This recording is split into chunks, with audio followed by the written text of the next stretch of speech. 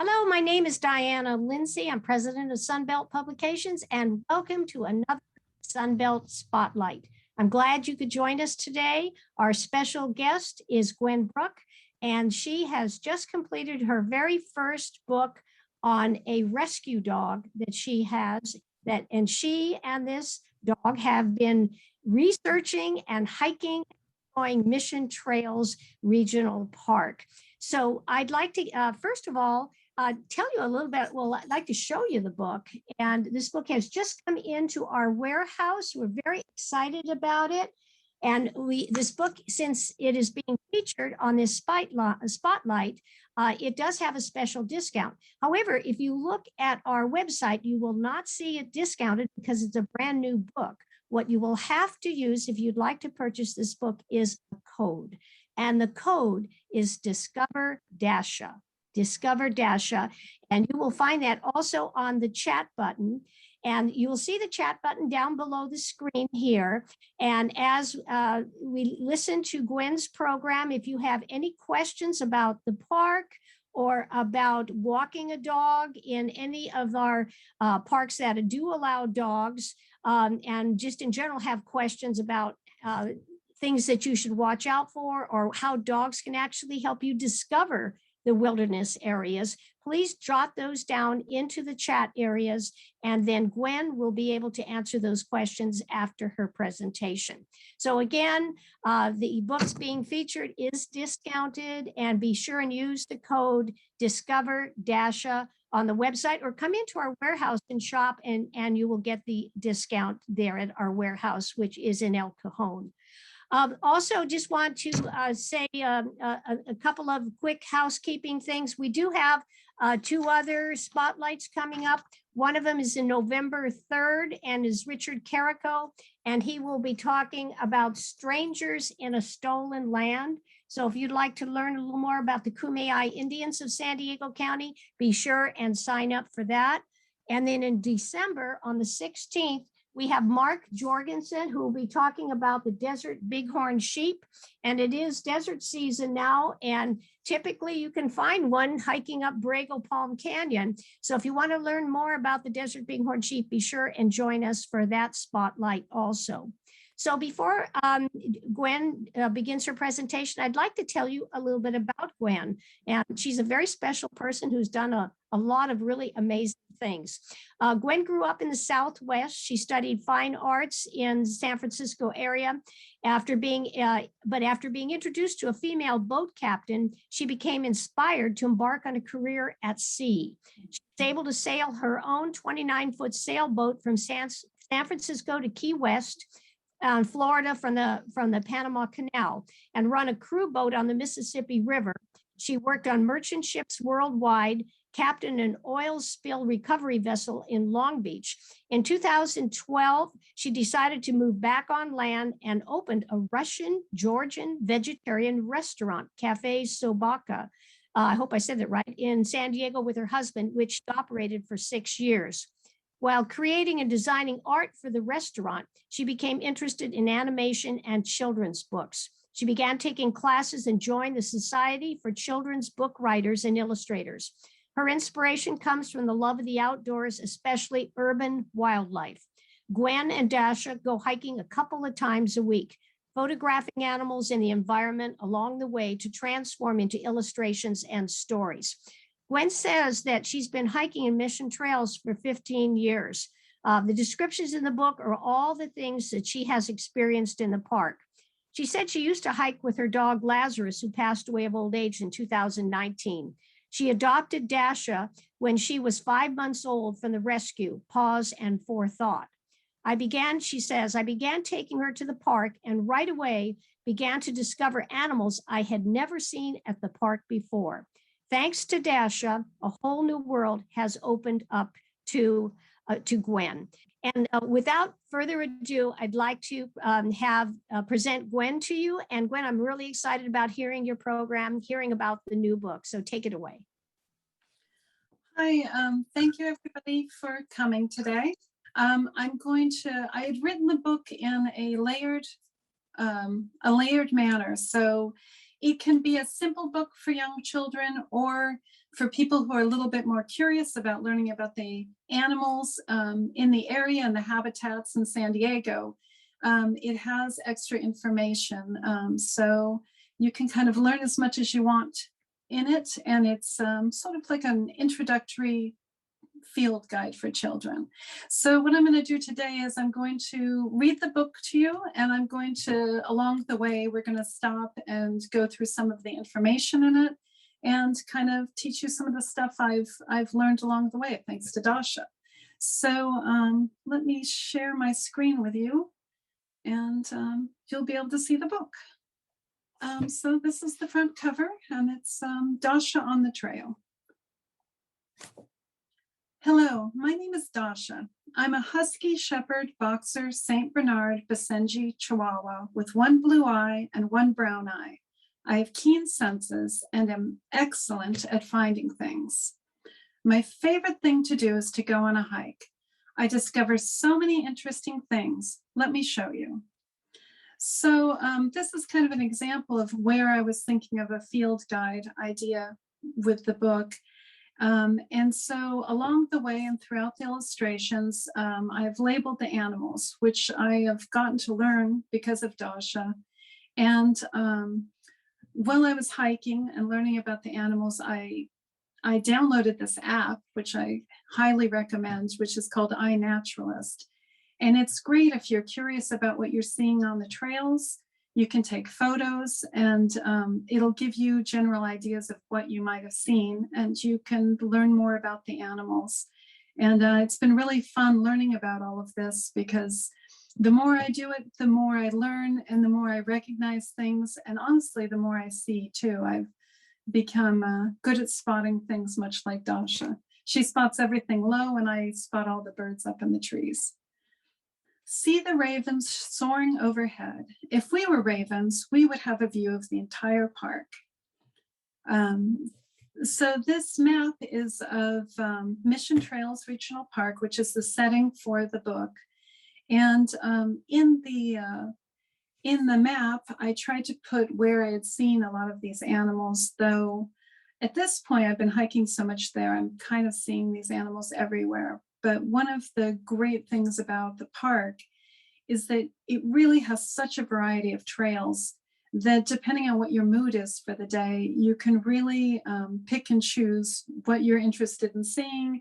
And if it's a hot day, there's plenty of shady trails along the creeks, or nice, the Oak Grove Trail is a beautiful one for just great bushy chaparral that you can be shaded by. And it's just a really fun park. So if you haven't visited it, I highly recommend it. It's really a lot of variety. And if you're not a big hiker, there's lots of short hikes where you can just enjoy our local nature. Do you know the difference between a raven and a crow? Ravens. You can see ravens shrug their shoulders as they call out in low, throaty voices. Note their angular tails as they soar high in the sky or with their mate. If you are lucky, you may catch an acrobatic air show, dive bombs, barrel rolls, and they can even fly upside down. Crows. Lively crows flap their wings as they fly. Fan-shaped tails become visible as they land. They are social birds that prefer to gather in a group. They bob their heads as they caw, coo, click, and rattle. Perhaps dogs bark at them, hoping to join the party. I'm not a fan of ravens, and I'm not the only one who finds them irritating. Look at the coyotes chase those ravens across the grasslands. The ravens swoop down so the coyotes can nearly catch them. The coyotes leap high into the air, but those mischievous birds fly upwards at the last minute, cackling. So with the ravens and the crows, when I first started going, I didn't know the difference between the two. And I've definitely learned over time. Initially, I thought it was crows that the coyotes were chasing. I had seen it from far away, and I had guessed crows because they were in such a large group. And when you read in the different birding magazines, a lot of the times they say that the ravens are more solitary. But definitely out at the park, you see a lot of them together. Maybe Heidi, you can give us a little more information on that afterwards. But this particular event was so exciting. We walked out and I heard all of this noise, saw the ravens flying towards the grass really low. And then you couldn't see the coyotes at first. They were hidden in the grass, but then I started seeing them fly up out of the top of the grass and trying to get at the ravens. And they chased them all the way across a fairly large field and finally disappeared into some bushes. But it's one of those kind of nice things that you see when you're out there. It's always sort of a surprise when we get out there what we're going to encounter. I love to see coyotes. They are free. I have to stay on my leash at the park all the time. I'm not as clever as coyotes, especially when it comes to rattlesnakes. The coyotes can live with snakes, but I have trouble living with my cat. Give a snake a break. Why should you leave rattlesnakes alone? Because they have a venomous bite, of course. They have to protect themselves because so many animals in the park want to eat them. I have given us a list of rattlesnake eaters, and I kind of included this part because I wanted for people to think of rattlesnakes not so much as villains, as more of just an animal that's protecting itself, and why we have to watch out around them, because obviously they have a lot to worry about too. They've got bobcats, roadrunners, hawks, coyotes, king snakes, and great horned owls that'll eat them. And although I don't think any hikers in this park are going to eat them, you can definitely get rattlesnake jerky on a lot of roadside stops on the way to Arizona. So I included us too. Do you know what cats and rattlesnakes have in common? They both bite when provoked. And right here, I'll just say that I included my cat in this. So I figured a whole book for my dog, I should definitely have my cat in there. And this photo of her gnawing on her leg is actually illustrations from an actual photo. They get along very well, these two. Look, a wild relative of my cat, a bobcat hiding in the bushes. He is very shy. I'll just take a quick peek and leave so as not to disturb him.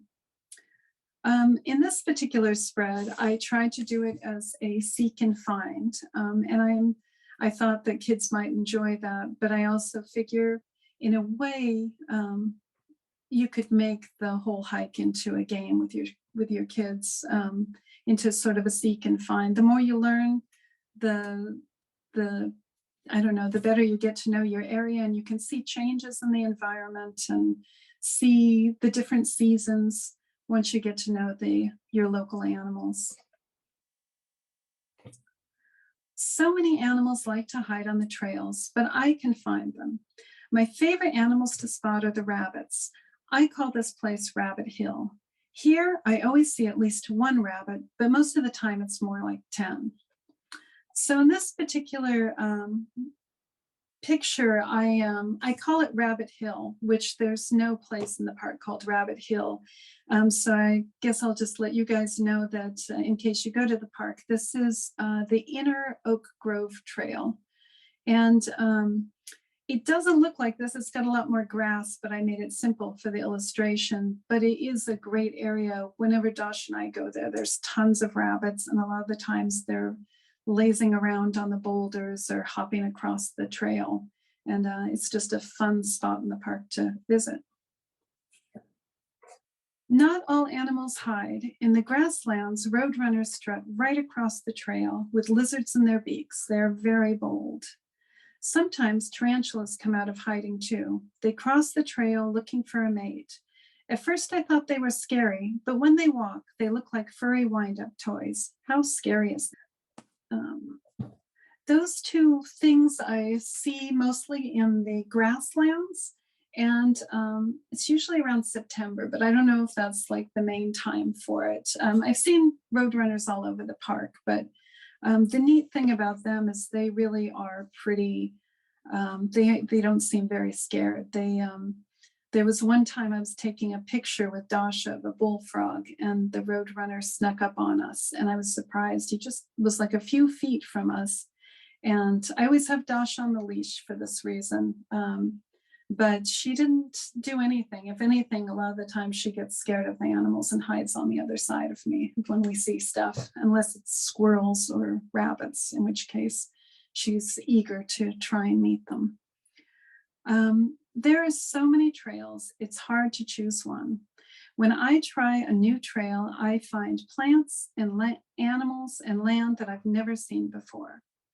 The grasslands, a sea of tall grass, coastal sage scrub, a fragrant stroll, riparian, a shady walk along the water, chaparral, a tangle of bushes and small trees. The Riparian Trail follows a creek. Listen to the frog song under the canopy of trees. Here we will cross the water and climb alongside a rocky waterfall. I used to be afraid to get my feet wet, but now I love to splash right through. We end our hike at Old Mission Dam, which is always bustling with energy. It's a great place to meet other dogs with their families. And if you guys haven't been before, this is a great spot for short little hikes if you're not a hiker. But then again, you can definitely branch out into some of the longer hikes. But there's picnic tables, and it really is a nice spot with a variety of habitats that you can get to right from that spot. I hope I will see you on the trail. If we meet, I'm shy like a rabbit. Let me come to you and you may get a lick. And I just chose to end it like that because I wanted to give people an idea who aren't familiar with dogs that it's always good to let them come to you for the best reaction from them, because you never know, different dogs, different personalities. That is great, Gwen. Thank you so much. And we also have a special guest. So we have the ranger from Mission Trails Regional Park, Heidi Gutknecht. I hope I say that right. Heidi began her career as a park ranger for the city of San Diego in 2001. And she worked first at Choyas Lake and Balboa Parks, and then at Mission Trails Regional Park since 2005. She grew up in the San Fernando Valley north of Los Angeles and graduated from San Diego State, from one of the San Diego State campuses with a BS degree in outdoor recreation. She completed a summer internship at national parks and worked for LA County and Arizona state parks until she moved to San Diego. Heidi absolutely loves nature and enjoys a variety of outdoor recreational activities. And Heidi is here today to kind of give us the park's interpretation of dogs in the park and in nature, and things that you should know about, to keep your dog safe and to keep our animals that are in the park safe. So Heidi, would you unmute yourself and let us know a little bit about the park's view of dogs? Sure. Can you hear me? Did it work? Yeah, you're there. Okay. Hi, thanks for having me. Sorry, I was a little tardy getting in here from the field. But yeah, I really enjoyed Gwyneth, is it Gwyneth or, oh, Gwynne, sorry, the story. And I love your illustrations. And I really thought you did a great job of making it educational and informative and also inspiring, to bring people out to the park. And I've been hoping to meet Dasha myself. I've been on the lookout for the one blue-eyed, one brown-eyed dog, but I haven't had the honor yet to get a lick. So hopefully I'll get to see you guys out in the park sometime. But one thing, yeah, I'm really happy about too, is that how you portrayed her being on the leash, because as many of you probably know, it is a rule and actually a law for the city of San Diego that all dogs be kept on leash at all times, at no greater than 8 feet in length, and not just on a leash, but under control. Because I've seen some people where they'll put their dog on a leash, but they'll let the dog walk off ahead and drag the leash. And they'll be like, well, my dog's on a leash. But that doesn't really count. And also I've heard it all. It's pretty funny. I've heard people say, well, my dog's on a verbal leash. Or even recently I met a gentleman who had one of those electric collars that's he had like a remote that he could zap the collar if the dog went too far or something. And So just an actual leash that the person has the other end of is what is required. And like Diana was just saying, it's true. It's for your dog's safety. We're not trying to be mean. There's a lot of natural hazards out there. Rattlesnakes, like Gwen mentions in the story, it's true. We have had dogs bitten by rattlesnakes, dogs who were off leash and say saw a rabbit, wanted to chase it off trail. And then of course, when you go off trail, you can't see if there's a rattlesnake camouflage in the brush. And when they're accidentally stepped on, it's just a reflex reaction to protect themselves to bite. And so we've had a handful of dogs I know personally that have been bitten on the snout by rattlesnakes. And also off trail, they can run through poison oak, which we have in the park right now. This time of year, it's going dormant, which means its leaves are changing red and dropping altogether. But you can actually get poison oak rash from not just the leaves, the entire plant, including the stems, have the oil in it that can cause a rash. So let's say your dog runs through it and picks that oil up on his fur, well, he's going to be fine because he's got a fur coat protecting his skin, but he can come home and then you can pet him and get it from him, or he can jump on your couch and your bed and roll around and spread the oils, which would be no fun. And then in addition, there are ticks in the park, and ticks hang out on brush and shrubs, and they have a heat releasing mechanism. So when a warm-blooded animal walks by, they actually pick up that heat and release, just literally drop onto passing by animals like hitchhikers. And then of course, I'm guessing most people don't want their dogs bringing those home. And also habitat wise, we do have rare, threatened, sensitive, and even endangered plant species in the park that can be trampled upon. Not all birds nest in trees. There's ground nesting birds. So during nesting season, that's another factor that can be disrupted if dogs are running off willy-nilly. And of course, wildlife. We have, like Gwen pointed out in the story, coyotes, and though they mostly come out around dusk, or excuse me, kind of pre-sunset time and night, you can see them sometimes out in the middle of the afternoon in the park. And so just to be on the safe side, you want to always have your dog on leash, because I know I've heard instances of smaller dogs getting taken off with by coyotes at Los Penasquitos Canyon Preserve, which is one of our city open space parks. Years ago, there was a woman with a Yorkshire Terrier, and she didn't have it on leash, and it was walking, like almost 100 feet ahead of her on the trail. A coyote saw this lunch walking by and came out from the off trail and just plucked up the dog and kept going, and she watched in horror, nothing she could do about it. So you never know, And then also, just out of respect to other fellow park patrons, not everybody likes dogs. I mean, which I find it hard to believe, but but there's definitely, people who might have had traumatic experiences, attacked or bitten by a dog. And so even if your dog is really friendly, not everybody wants, a dog coming up and jumping up on them and licking them. And we have also had dog fights occur in the park, where then owners try to break up the fight. And when we've had owners get bitten, and all kinds of dog stuff. So honestly, the easiest way is if everyone just can abide by that simple rule. That's really, it's the benefit for the dog and for the owner and for the park and just all around.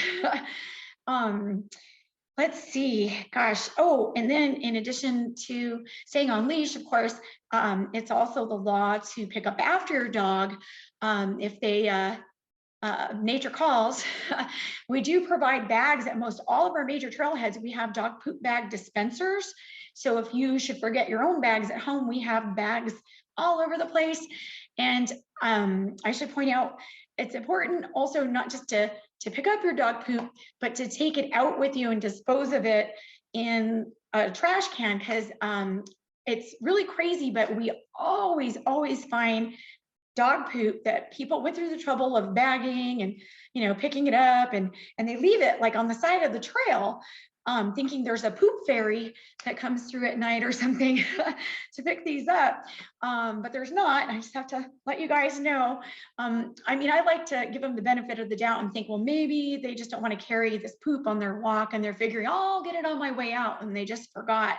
That's what I'm hoping is the case, but there's an awful lot of it that does get left behind. And worse yet, I've seen bag dog poop thrown off trail into the bushes, which really is mind-boggling, because it would be better in that case if they just didn't do anything at all, because then we have to bushwhack through, getting all scratched up to retrieve these bags. And then also the bags out in the sun will start to disintegrate and you get little pieces of plastic flying all over the place. So really, yeah, that's something that we really hope people will abide by, is just to make sure that they do clean up after their dogs. And remember that not just you, but your dog, you guys are visitors in the park that is home to wildlife. So, we're all visitors in their home. So you want to think of it that way, like treat it with respect. And, like when you go over to your friend's house, I don't imagine you guys, just go to the bathroom and leave it, and, just kind of think of it like that, like you're being a guest visiting somewhere. Gosh, and this time of year, I wanted, you made me think of it, Gwen, tarantulas. Yeah, this is actually the best time of year to see tarantulas during fall. It's the mating season for tarantulas. And out in the grasslands, like you mentioned, is indeed the best place to see the males are right now out on the prowl looking for the females. So, and a good time is around dusk, also kind of before the sun sets. It seems like that's a real popular time where they'll start creeping out. And so you're likely to get a good tarantula sighting if you go hiking out in the grasslands at that time, this time of year. And it's kind of exciting to see. And like Dasha even points out, they aren't anything to be afraid of. They're very docile and slow moving even. And so you actually, would want to be careful not to step on one. And yeah, the road runners you can see pretty much all year, and you're right, they're very bold. And it's true that you can a lot of times get fairly close to them and watch them, which is kind of fun, because they're kind of a clown. I don't know if you notice when they walk, they kind of have this funny wobble, and it's true, sometimes you'll see them with lizard tails hanging out of their mouths, and so it's pretty exciting to watch them. And I liked how you brought up the point about the rattlesnakes being just kind of, they're just part of the whole food web out here, and they're not a bad guy, like you said. And it's true that people kind of give them an undeserved negative reputation, but they're, I always tell school kids that come to visit, because they get scared when they learn there are rattlesnakes here. They think they're going to come out of the bushes and chase after them. And I try to tell them, no, they don't want to have anything to do with you. You're too big to eat. They don't want to waste their venom on you. And I, explain to them that the only time to ever bite anyone is just out of self-defense, to protect themselves. And so, yeah, and I just remind people that if you do come across one while you're out hiking, you just want to make sure to give it its space. You never want to encroach on one and make it feel threatened, like it needs to protect itself. And then you definitely don't want to try to get a stick and pick it up and move it, because that's how people can accidentally get bitten too, if they're messing with the snake and provoking it. So a lot of times the snake is just passing through, and you can just simply step back and watch it from a distance. And it's actually kind of a treat to get to see them in person, because they're beautiful. We have two types here that you can see at Mission Trails: the Southern Pacific, or they call it the Western rattlesnake now, or the red diamond rattlesnake. And they're both, like I said, really beautiful and exciting to see. So just, let it pass. If it's, sometimes they might be just camped out in the middle of the trail sunning themselves. It might be a chilly morning, and so they're not very active yet. And so if you're able just to find another way to go around to avoid the snake, that's a good idea. If there's no other way for you to go, what I recommend is taking a handful of dirt not rocks, but just, like dirt or sand. And if you toss it from a distance up high and let it sprinkle down on the snake, they'll feel it. And then they'll be like, whoa, what was that? And that's usually enough to make them scurry off, for shelter. Because the thing is, you can't yell at them. They can't hear you. They have no external ears to hear airborne sounds. They feel vibrations transmitted through their jawbone to their inner ear. So yeah, you would be yelling in vain if you were trying to scare it. Some people say, oh, you can stomp your feet really hard and they'll feel the vibrations. And that's true, but it doesn't always work, which is why I also recommend, like I said, the little dirt trick. It doesn't hurt them, but it's enough to get their attention and get them to scoot out of the way. So, but yeah, Mission Trails, like Gwynne pointed out, does have a variety of habitats and wildlife. And the best thing just to do, is you want to make sure you stay on the established trails, because we have had people get lost who go off trying to explore. And of course, that's when you can get yourself hurt as well. There's a lot of ground squirrel burrows you could twist an ankle in easily, or there might even be a drop off that you can't see that's blocked by a bush. So yeah, always good just to stay on the trails and keep your dog on leash and cleaned up after. And yeah, but I love your book, Gwynne. And like I said, I'm hoping I'll get to meet Dasha. And if you guys have any questions, I'm happy to answer them. Thank you very much, Heidi. And Heidi, are you going to be at the book signing at Mission Trails on November 13 at 10 a.m. when Gwynne will be there at Mission Trails? Will you be there so people can meet you also?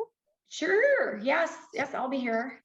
Oh, that's wonderful. Okay, so just so everybody heard that if you do have a book, or you can buy a book at Mission Trails, or you can buy it online at a discount at Sunbelt using the password Discover Dasha for the code. But be sure to stop by Mission Trails on November 13 at 10 a.m.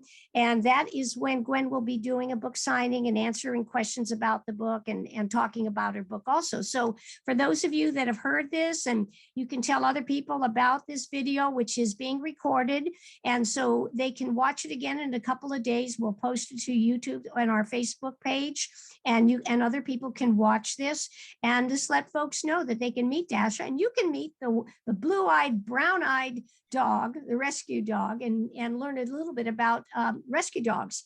And then we have the chat area if anybody wants to, ask questions. And I have a question right now.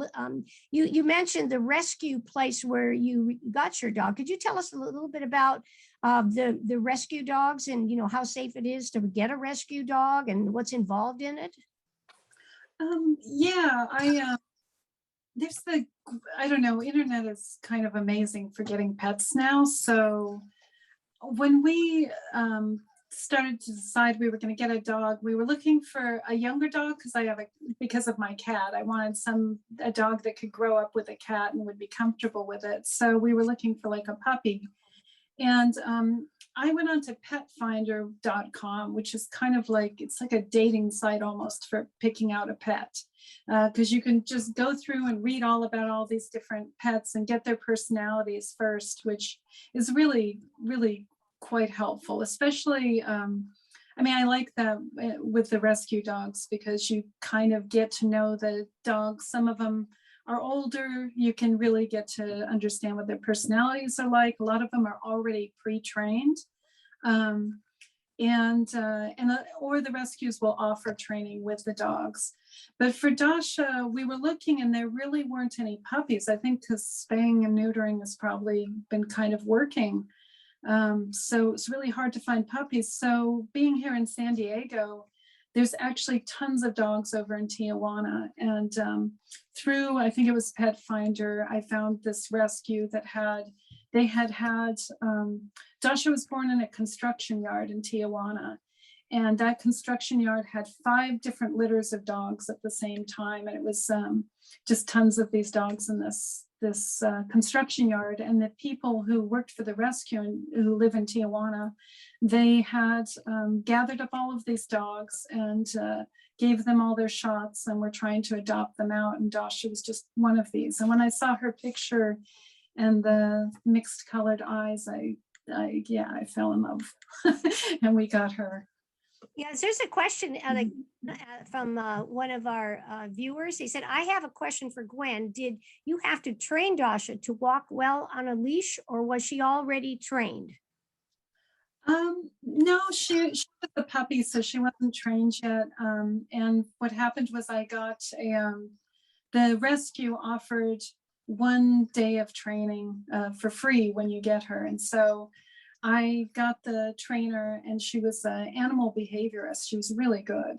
And she taught me some tricks right away to practice with Dasha. And she's not, I have to say, I'm not the best at keeping her exactly, like she's not the perfect heels the whole walk, but she does know when she's supposed to stay close to me.